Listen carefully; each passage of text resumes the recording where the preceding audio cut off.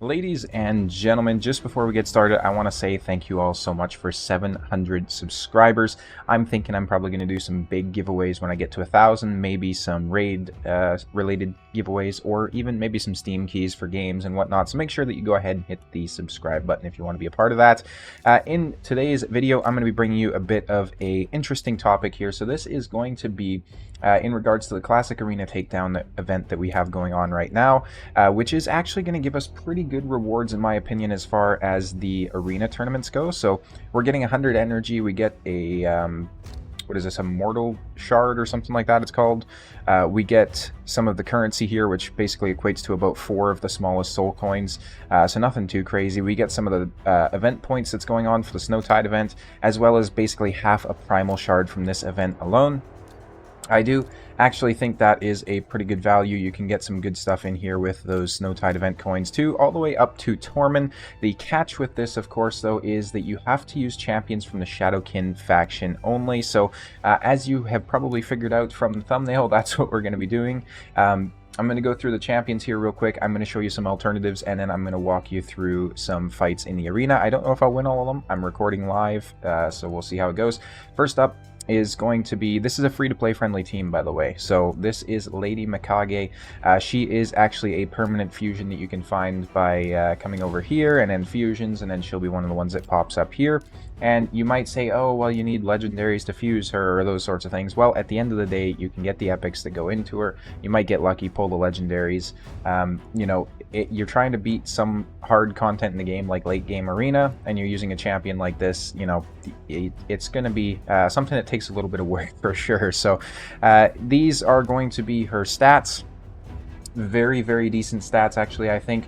She has 4k defense, 60k HP, and 300 speed. I'm using her real quick because of her increased attack, increased crit damage, as well as an all-ally attack. And she brings in an ally to attack from the Shadowkin faction, which is absolutely perfect. She, you know, is increasing buffs, decreasing debuffs. That audio is very loud. I had to stop talking there for a second. She's also placing sleeps and stuns and accuracy increases and buff stripping. She is a fantastic, fantastic champion. The second champion I'm going to be using is Harima. Now, Harima isn't exactly free-to-play friendly, even though I am technically a free-to-play player and I do have her.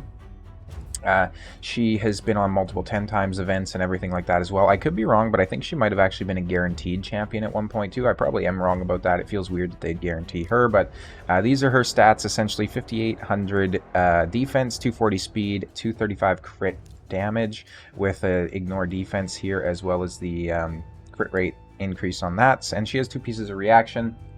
The next champion we're using is 100% free-to-play friendly. This is a fusion from way back in the day that I was not actually too fond of at the time. This is going to be Yoshi the Drunkard. He's going to cut in here, increase attack, increase accuracy on everybody. He is the fastest champion on my team too at 325. I did actually just take my Arbiter gear off and put it on him, everything minus the accessories, of course.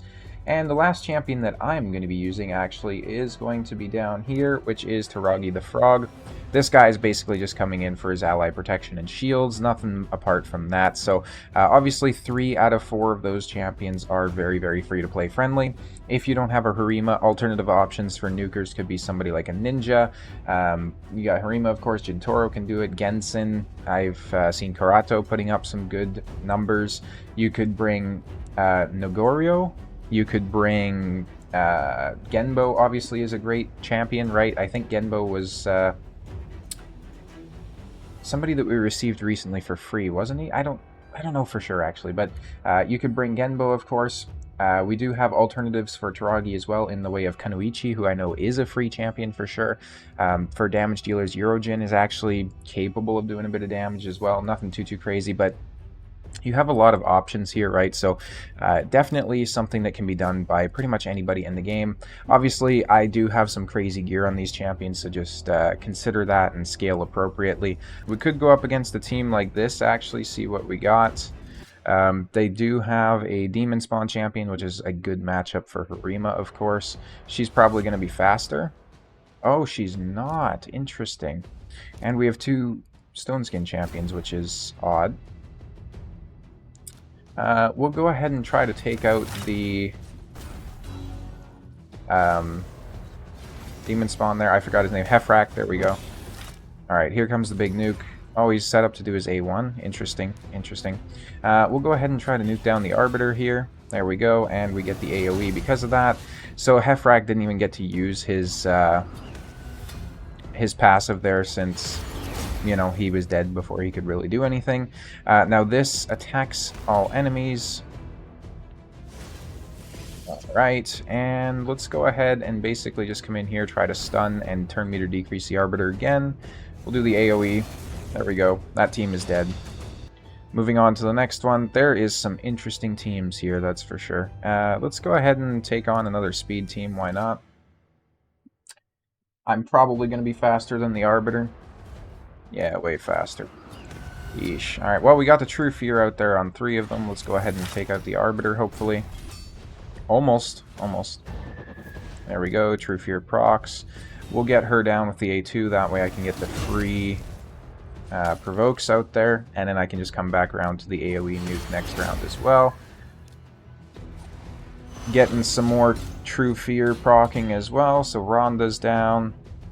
We're going to go ahead and do this. And it should be pretty much over because now we do this. And, oh, interesting. They actually survived that. Okay. Did not expect that. But we'll just go ahead and put it on auto. Let them finish off Magnar here.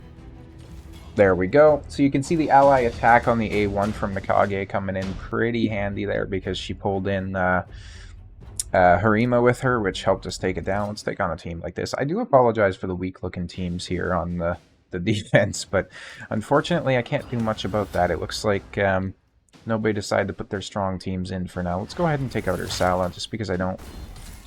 Oh, she's got a lot of reaction gear on, of course.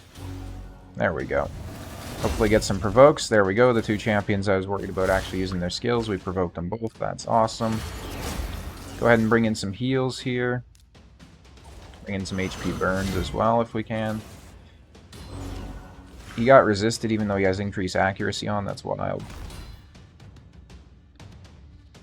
I know these champions are very poorly geared because even Lady Mikage is doing decent damage against them, which is crazy.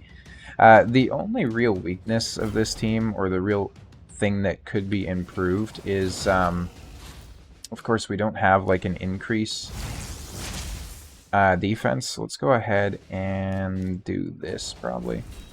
Try and get the stun out there. Yeah, decrease our turn meter a bit. And there we go. I didn't want to worry about her reviving at all. I was going to say we'll hit a refresh here, but it looks like these teams are just nuts. Obviously, if I wasn't doing this for content, I would be farming these teams because that's just free points for the, you know. Let's go ahead and see if I can actually beat this. Let's see if my Yoshi can actually cut in between the Arbiter and the Warlord. I'm interested to see. Yep, there we go. Oh, he does. That's clutch. Everybody's getting True Feared. But, of course, it doesn't do anything. Why would it, right? Oh, that's nice, actually. So does her alternate form? It doesn't. The skills don't get put on cooldown. So we're going to put out that stun on everybody. We're going to go ahead and decrease the turn meter there. Try and smack the Arbiter around a little bit more. Let's see. I think we'll remove all their buffs as well. And they put more on there. I should probably save that for one more turn, but I'm worried about her getting her turn, obviously. Let's see if we can just do this. Oh, okay, nice. We're gonna get locked out again here, which is suboptimal, but I think we can actually drop the... Let's go ahead and go back around here. I think we can drop the Trunda here. Perfect. So then it's just these 2 champions left. I'll go ahead and try and get some decreased turn meter. Perfect. Let's just go ahead and try to slam down Kymar. Let's go. Ooh, this is tricky. Oh, we got that clutch stun coming in. Let's go. There we go. Took him down. We actually beat that team. That's crazy. Let's go ahead and try a team like this. I have no doubt we'll win just because we'll be going first and we'll have more damage most likely.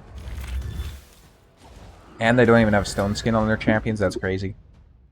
Let's go ahead and let's try to take out the Uko. The nice thing too Oh, he would have been dead if it wasn't for the Swift Parry. Let's just go ahead and AoE. There we go, get some provokes out there. I was gonna say the nice thing about her too is since your ally attacking, right, like UDK basically just means nothing because after the second hit it doesn't count anyways. Like he's only gonna absorb that first hit. So let's go ahead and do this. There we go. No Swift Parry for you, sir. You are gonna die to the burn. I should have probably just targeted UDK there, but that's going his way anyways. See if we can get some provokes. Nice, UDK's provoked. We'll go second form. We'll try and get some stuns. Nice, decrease turn meters as well. No heals coming from the UDK.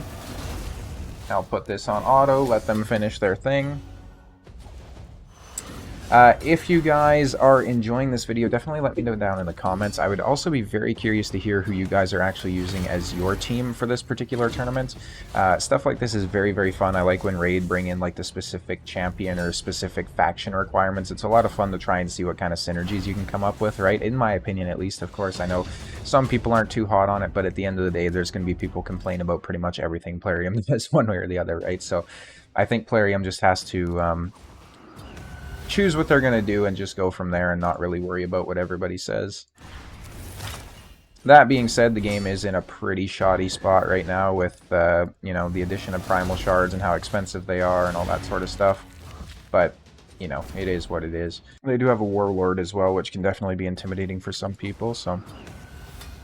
Of course, we only get one there. Let's go ahead and see if we can take out the Warlord. Oh, so close. Damn. But we'll take him out now, just because Harima's so damn fast.